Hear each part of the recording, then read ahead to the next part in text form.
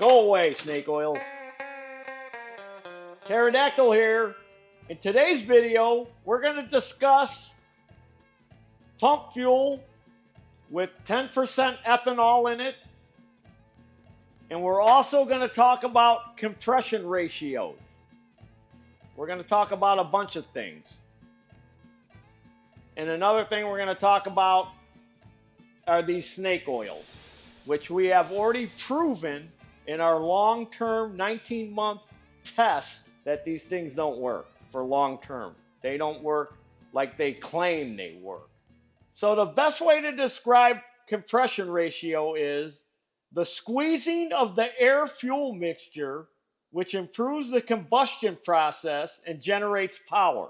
So the higher the compression ratio, the air-fuel mixture will ignite better, and it will even ignite stale fuel because you have higher compression.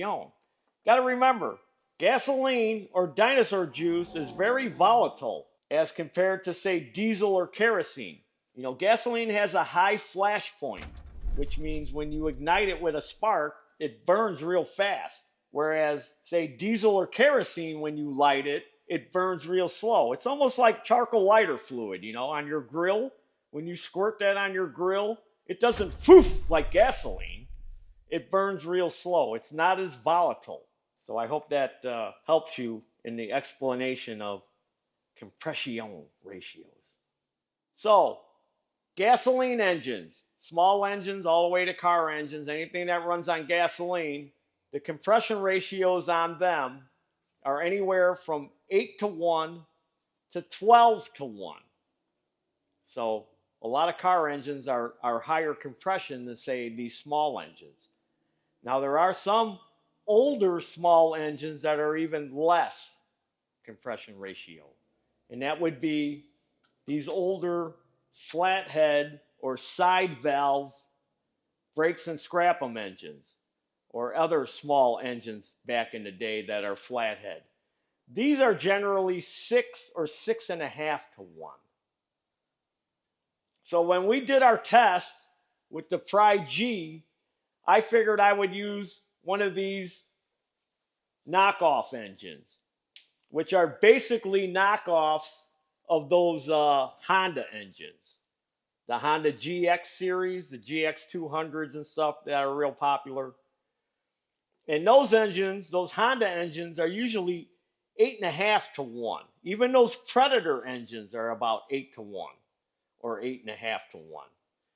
But there's a lot of these, which are copycat engines, where there's no specific information on these. There's no specs, like on this engine here that I use in that experiment. So I don't know what the compression ratio is on this one because I can't find any information on it. So thinking that it was probably copied from a Honda engine, I would just have to assume that it's a minimum of 8:1. It could be less. So that's why I decided to use this type of engine in our test. And another reason I decided to use it, it was easier to drain the fuel bowl and move the video on faster. It would have been better to use one of these because they're lower compression, because this engine's about 6:1. Now we get into diesel engines, and I've got a single cylinder diesel engine here. Now diesel engines are very high compression. They're a lot higher. They're generally 14:1 to 25:1. And you know the difference between, say, a gas engine and a diesel engine other than the fuel it runs on? Diesel engines do not have an ignition system. They don't have a spark that ignites the mixture. A diesel engine runs on high compression. It squeezes that air and fuel mixture so tight that it gets hot and it ignites spontaneously. That means it ignites without any kind of outside electrical spark. Now you're probably sitting there going, yeah, it does, Taryl. They have glow plugs. Well, glow plugs assist in the igniting of that mixture. But once it gets running, they usually shut off. But a diesel engine does not need a spark or ignition to start it. Look at this one. Look at this. There is no electrical system on this at all. Here's the injector. There's no spark plug. There's no wires. There's none of that on there. It's just very high compression. Isn't that crazy?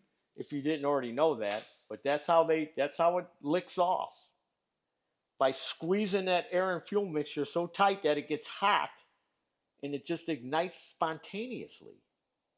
Which means it ignites by itself. There's no help.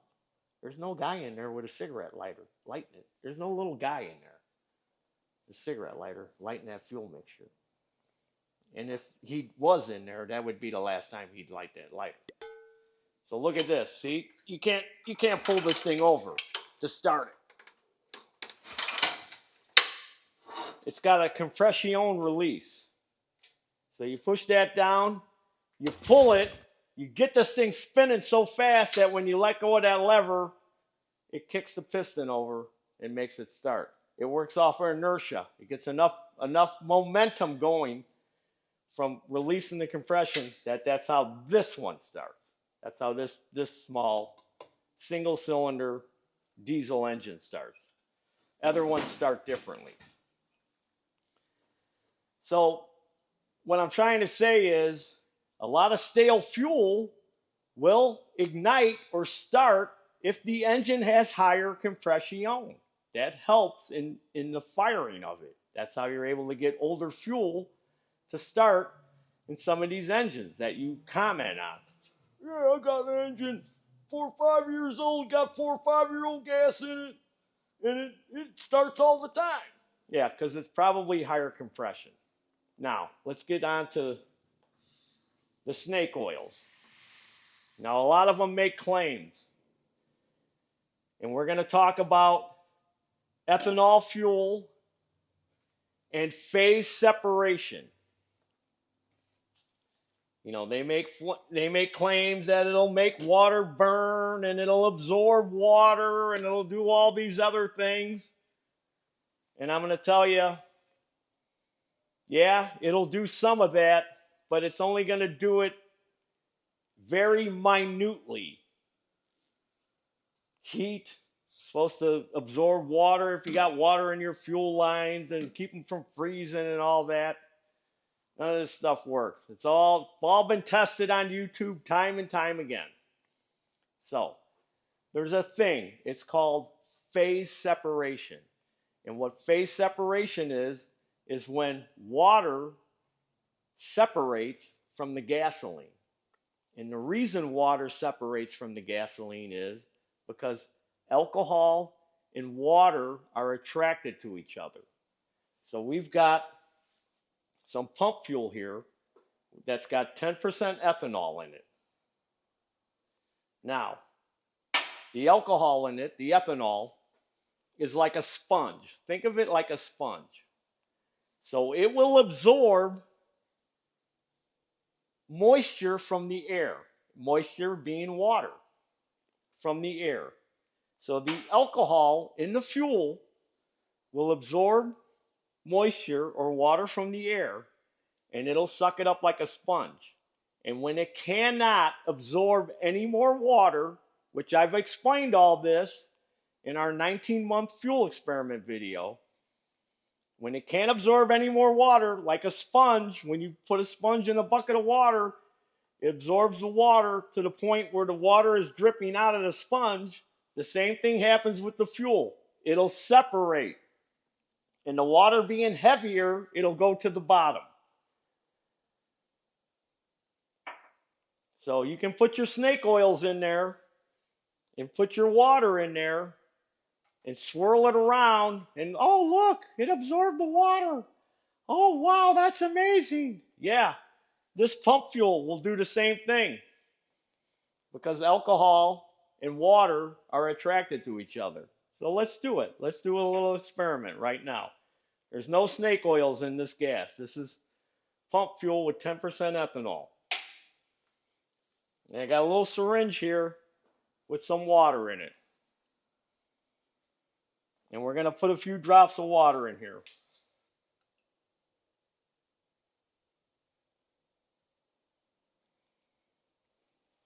See the water? You can see it down there. See it? Now, if I keep swirling it around, that's why you got to be careful with these snake oil salesmen when they come in your shop and they're showing you these little experiments. They're tricking you to buy their snake oil. That's why they're snake oil salesmen. They're leaving out one important part. The fuel will absorb so much water to begin with. And when it absorbs that water, it'll make it burn. Because it's in there. It's in the alcohol. It's mixed in with the alcohol.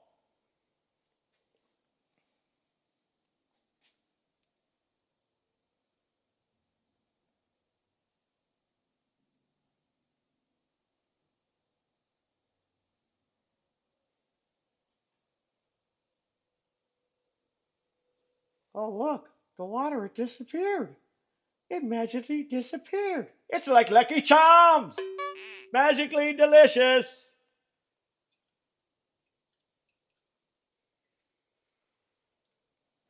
So yeah, it'll do that. It'll disappear. Especially when your engine starts running and it starts vibrating. It's going to shake it up and stir it up, and it's going to mix in with the fuel. See? There's no water. Now, if I keep adding water and keep swirling it, and we keep track of how much water we're adding to the gasoline, that'll give you an idea of how much water the ethanol can absorb that's in the gas. And that all depends on volume, how much gas you have in your tank. See?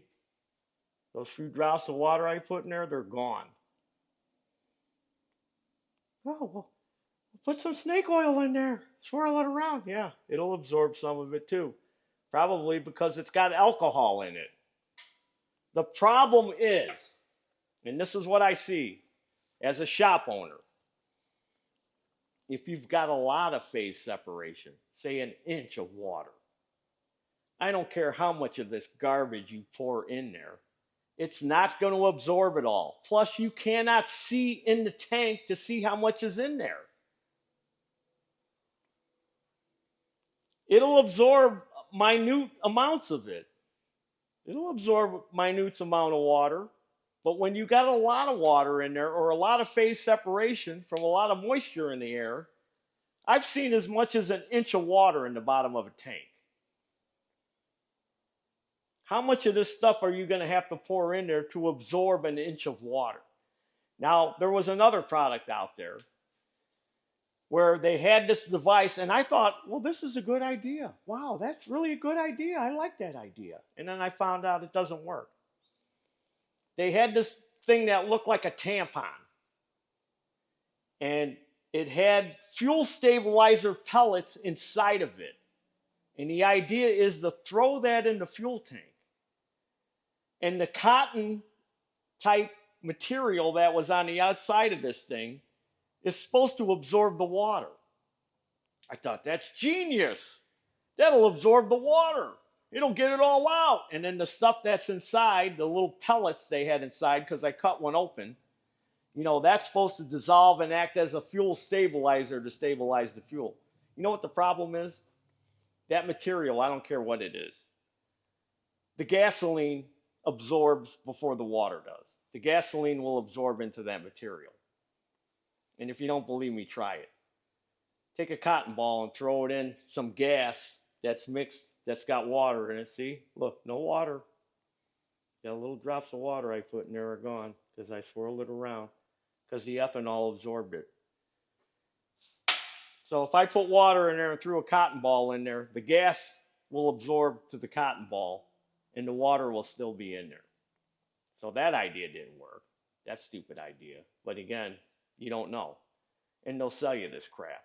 And people fall for it and people buy it because they think that smiley, happy guy that's selling it to you, he wouldn't lie to me. He just seemed like a very nice man. He was very nice. Oh, he was such the nicest guy. But that's how this works. Phase separation. Understand now? The ethanol will absorb some of the water. And when it can't absorb anymore, it's going to separate. That's why they call it phase separation. And putting this stuff in there is not going to help. It may help a little bit, but it's not going to get a lot of water out, especially when you don't know the volume of water that's in the tank. Especially if it's like a black gas tank or it's a gas tank you can't see in the bottom of. I don't care how much of that crap you pour in there, it's not going to work. All right, so let's move on. Let's talk about running engines on other stuff. Now, this is a very old Briggs Brakes and Scrap 'em repair instructions. Number 3. Look at that guy. Look at that. Look at the face on that guy. He's deep in his work there, buddy. He's really focusing on putting that piston in that engine. Better put the rings on, buddy. Don't forget to put the rings on. I know, Taryl. Don't you quit messing with me. I'm trying to concentrate on putting this engine together. So, they got a section in here where they would run an engine on kerosene. Right here, and I highlighted all the spots. Kerosene operation. So, before I show you that, I hope the cameraman didn't catch it. I'm going to quiz you right now. All right, so you want to run an engine on kerosene, one of these small engines. So what do you think you have to do? Well, kerosene and diesel being about the same kind of fuel, well, you gotta raise the compression, Taryl. You gotta raise that compression like a diesel engine to get that thing to run on kerosene. Is that what you think? Brakes and Scrap 'em said back in the day? You think that's what this guy's gonna tell you? Here it is, right here. A low compression cylinder head is required. Low compression. We want to lower the compression? And these are the models. Other models use 2 cylinder head gaskets. So that's how they're going to lower the compression. They're going to put 2 gaskets on it. I'm sure this low compression special cylinder head you would buy was thicker, so it would lower the compression. A special spark plug is required, with the spark plug gap of 30 thousandths on all models. And then a reduced breaker gap of 15 thousandths. So breaker gap meaning on the points in condenser. So your points, usually on these Brakes and Scrap 'em engines, are 20 thousandths. They want you to close it up to 15. So you're changing the timing. You're retiming it by closing up the gap. Now, power loss will vary between 15 to 25%, and fuel consumption will be approximately 15% less while running on kerosene. So it's going to be less efficient. Now, why you would want to run it on kerosene back in the day, my only guess would be that kerosene was cheaper than gasoline. But that's not the case now. Kerosene is more expensive than gasoline, and it's a byproduct. You'd think it would be cheaper. It takes less of a refining process, so you'd think it'd be cheaper. Same with diesel fuel. Why is it so expensive when it's a byproduct of gasoline? You'd think it would be cheaper. Now, due to the low volatility of kerosene, engines operated on kerosene/gasoline fuel systems can be started on kerosene only when the engine is at operating temperature. So you're not going to be able to start this thing when it's cold on kerosene. Cold engines must be started on gasoline and switched over to kerosene operation only after warmed up. After warm up and while operating on kerosene, You got to adjust the carburetor needle to a point where the engine runs smoothest and accelerates without hesitation when throttle is quickly open. When shutting down the engine, the carburetor must be emptied of kerosene so the engine can be started on gasoline. So do you understand what they're saying there? It's a lot of work to run this engine on kerosene back in the day. You got to start it on gas, switch it over once it warms up to kerosene. Then when you shut it down, you got to shut off the fuel and let it run out of kerosene. So the next time you go to start it, you got to open the valve to start it on gasoline. And then you got to mess with the carburetor adjustment every time to get it to run correctly. Sounds like a big hassle to me. Because look, they got a special fuel tank. Gas on one side, kerosene on the other. And look what they're calling it, gasoline. And for our friends in Europe, petrol, kerosene, and paraffin. I guess you call it paraffin over there in Europe, kerosene. You don't call it kerosene, you call it paraffin. Isn't that wax? Paraffin. So a combination fuel tank that's teed in, and what a hassle to run it on kerosene. So let's get back to kerosene and diesel fuel. Now we have all this biodiesel and clean kerosene where they've altered the makeup of the fuel. So now what you get, unlike gasoline where you get water in the fuel and you get phase separation, you'll get moisture in kerosene and in diesel fuel. But when you get moisture in kerosene and diesel fuel, you know what happens?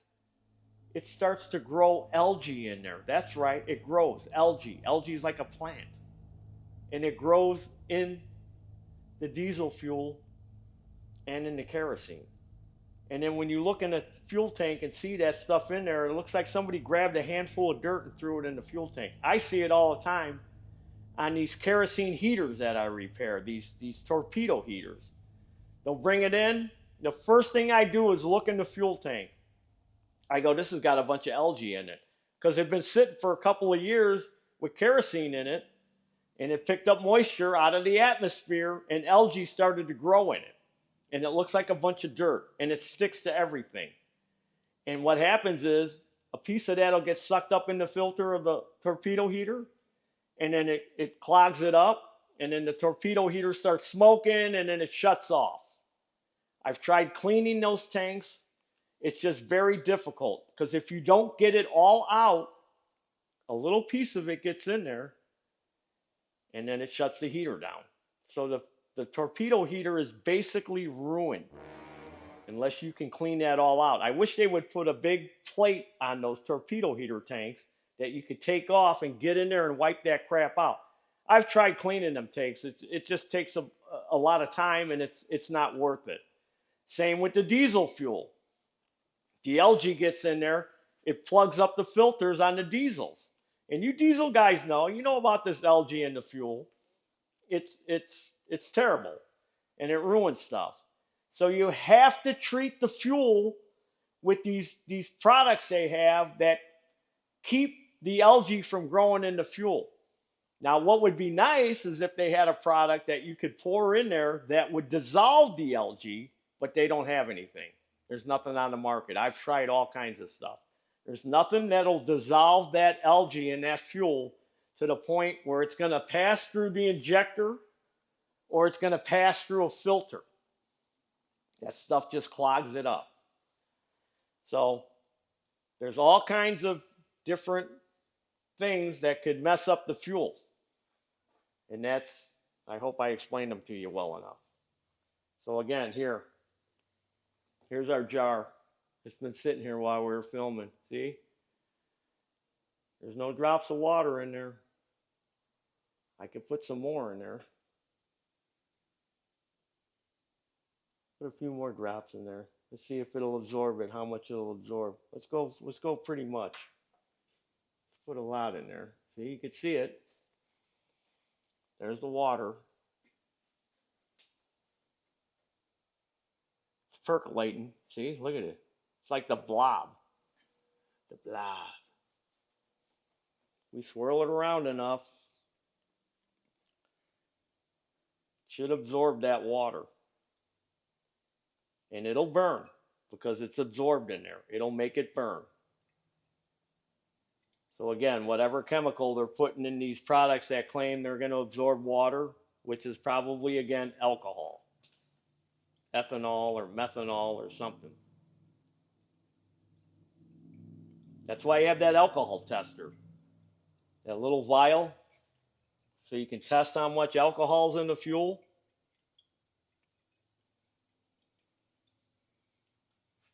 It's cloudy.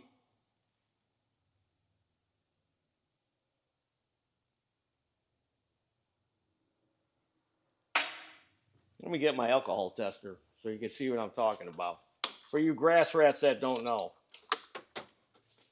Here's an alcohol tester. This will tell you how much ethanol is in the fuel. Very simple device. You fill it up to water to that line, and then from here to here, you fill it with gasoline. And then you vigorously shake it. Now, of course, this volume of gas to this volume of water is way more than the ethanol in the fuel is going to be able to absorb. So you shake it up. It tells you right on here how to do it, step by step. You shake it up real good for about a minute, and then you let it sit for about 15 minutes, and then you come back and read it, and you'll have a separation in here. And if it's got 10% ethanol in there, you'll see the separation between the gas and the water, and there'll be a little cloudy part in the center here, which will be about 10% or higher, depending on how much is in there. And then that's how much ethanol you know that you have in the fuel. Between this line and that line, or that line, that would be 15%, of course, and that would be 20. So that's how that works. That's how you test for ethanol.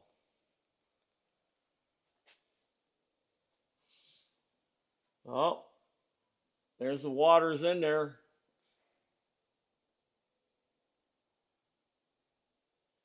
Couldn't absorb anymore. Like I said, it won't absorb much. This small volume of gasoline and that few drops of water I put in there, it won't absorb much.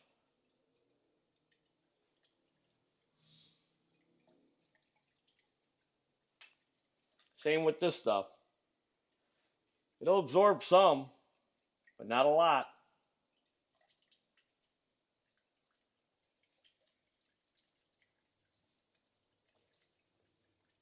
Come on, mix it up.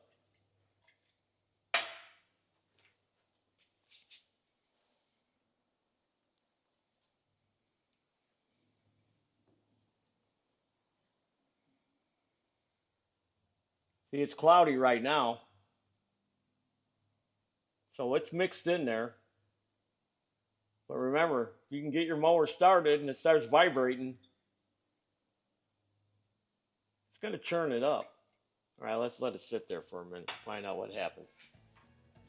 So I hope this helps you, gives you a little insight into fuel and phase separation and compression ratios in relation to old fuel, higher compression ratio, stale fuel. It's still going to start to a point, depends on how stale it is.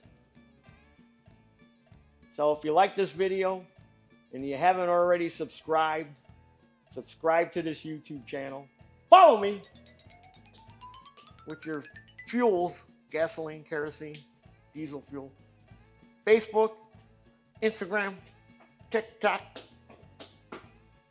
Check out our web store. We got all kind of stuff like this. Dinosaur juice shirt. Got no ethanol in it. I bleed gas and oil. Maybe you want one of these. It would look good on your noggin. I bet you it would. And what do I say at the end of every video? No, I don't say fire it up, fire it up. I say there's your dinner. There's your dinner. Let's see. Did it mix? Again, when we swirled it. Nope. Too many drops of water. That small amount, that 10% of alcohol in there, wouldn't absorb that few more drops I put in there. It can take it sucked up all it can take. It can't take no more. It cannot take any more. Here, let's pour some of this in there. But of course, we're going to be overdosing the crap out of it. Or maybe not. I got some little, here, let me get one of these.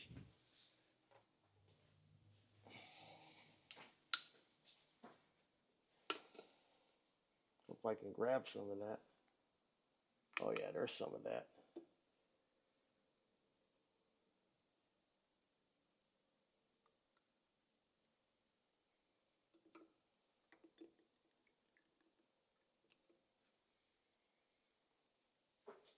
We're going to put about, looks like about maybe a half a milliliter in there.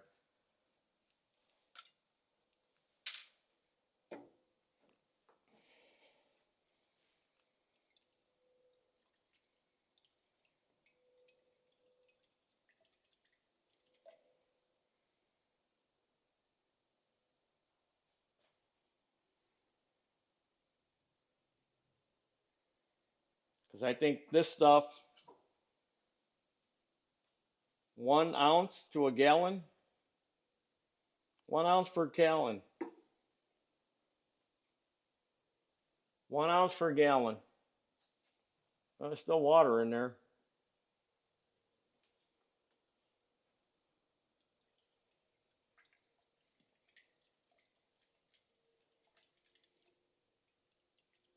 And I didn't put much water in there. You saw how much I put in there, a few drops.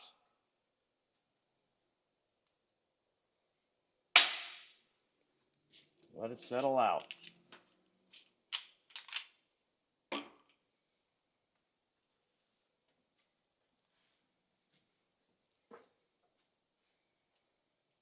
Nope, still water in there.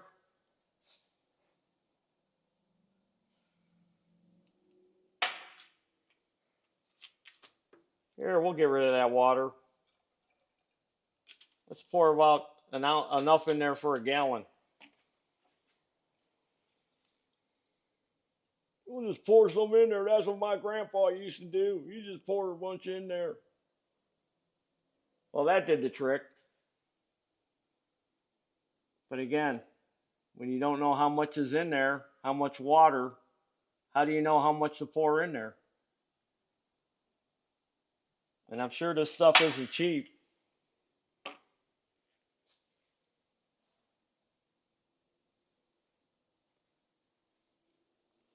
So this is an 8-ounce jar, and that's about half full.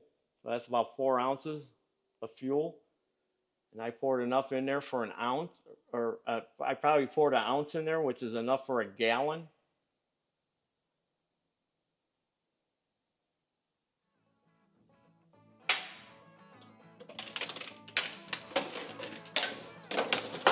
Go away, snake oils. There's your dinner.